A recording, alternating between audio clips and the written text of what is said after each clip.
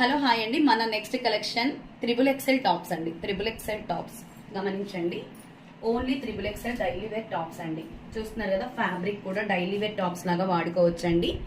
And middle buttons triangle shape వస్తాయండి. And దీనికి వచ్చేసి పాకెట్ అండి, మెయిన్ పాకెట్ ఇస్తాడు ఇక్కడ.